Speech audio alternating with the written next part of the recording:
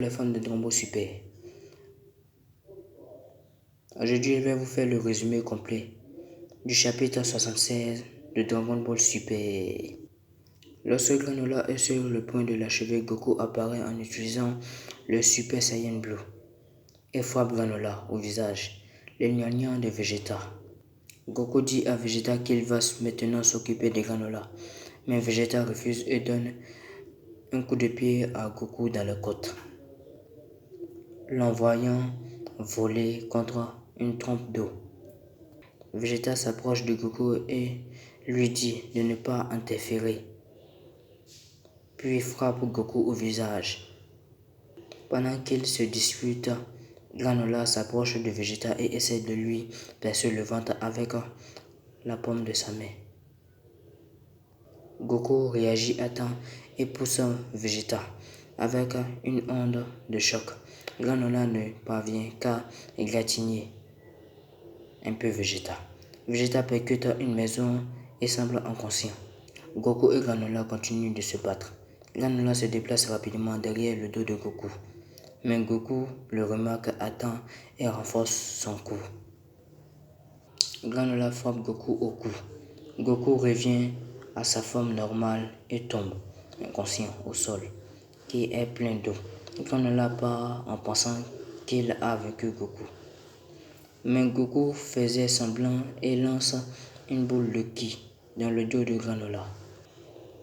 Granola en colère, alors il essaye de percer le domaine de Goku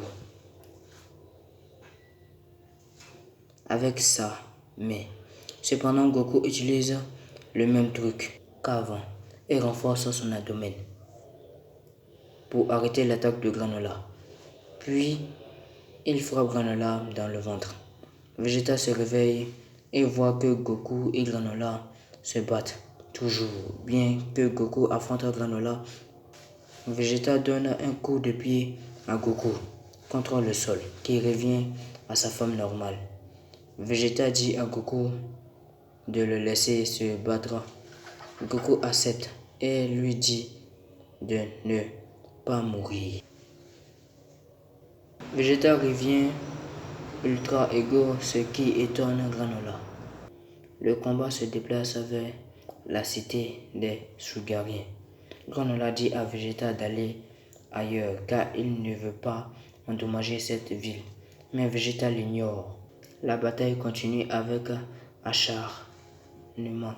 Granola frappe Vegeta et Vegeta lui mord le bras. Granola jette Vegeta au sol, puis elle marche sur son bras pour que Vegeta ne puisse plus bouger et tire plusieurs attaques de ki à bout portant sur le visage de Vegeta. Granola s'assoit par terre car il est épuisé.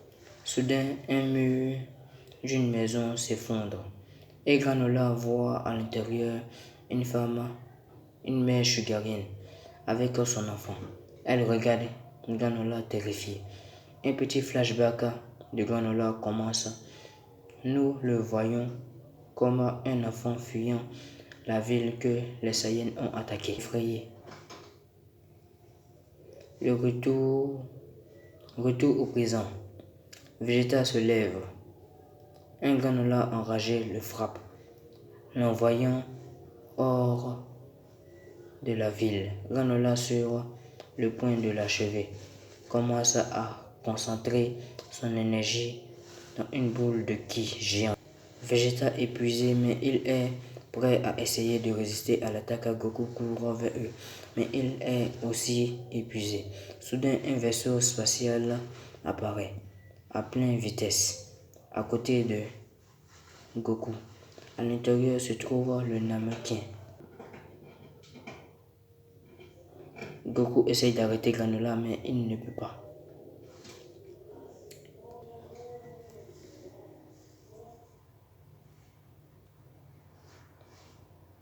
Goku attaque Granola et arrête son attaque. Le vaisseau atterrit et Moneto en sort.